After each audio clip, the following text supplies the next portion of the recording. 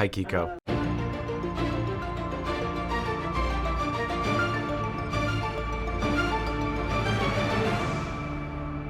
Thank you for taking the time.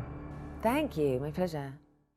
Hey, so without giving too much away, this feels different from past Stranger films, in my opinion, because there's less of the home invasion and this time around. What did that change in the narrative mean for you on the set?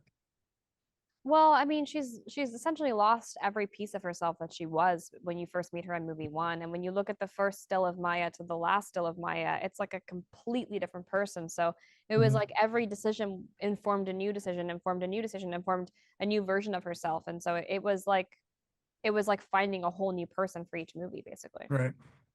I used to live in the country, so even before the original Strangers came out in '08, I had this fear of open window blinds at night because I didn't want to see a face pop up. Can you empathize with me and that feeling now that you've made these movies? I can empathize with that feeling no matter what. I think Yeah. as a woman, especially, it's like I'm always kind of like just scared. Yeah. Yeah, I looked it up. It's interesting because there's no phobias that specifically talk about that. There's something called fenstrophobia, which is a fear of windows, but I don't know if that really captures everything I that I think it's feel. just a fear of like the irrational humans. Like you just never know what a human's gonna do. They're unpredictable. Right. Why do you think at the start of the film, the movie makers, they offered audiences a definition of what a serial killer is? That was really important to Courtney Solomon about kind of just like getting the tone immediately to kind of understand exactly what's going on, and also not just the strangers or serial killers in this movie. If you look at that definition, there's somebody else in this film who's also a serial killer by definition. Okay, yeah, makes sense.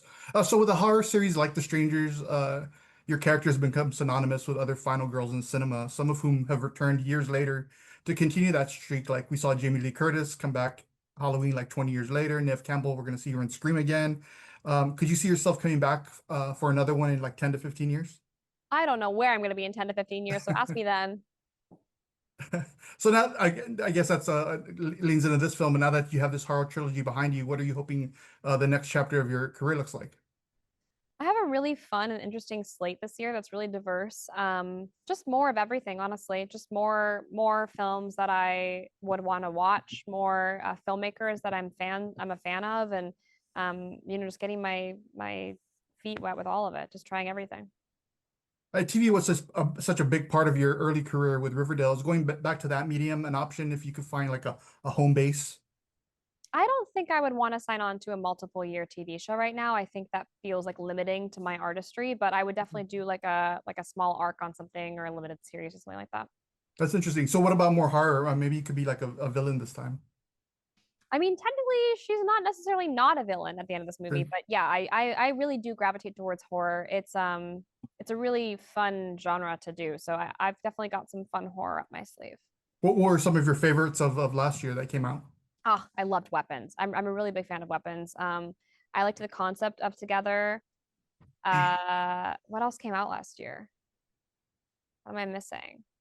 I really like Shelby Sinners. Oates. I think oh my God, Sinners was incredible. I watched it three times in theater. Sinners was incredible, incredible, incredible, incredible. Um, yeah, I think we had a really strong year of horror. Black Phone 2 was great.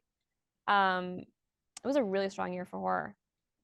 You brought up weapons. If they ever do a Aunt Gladys origin story, maybe you could play her as a younger woman. Ah, Maybe. I would be honored. Call Zach Kreger up right now and be honored.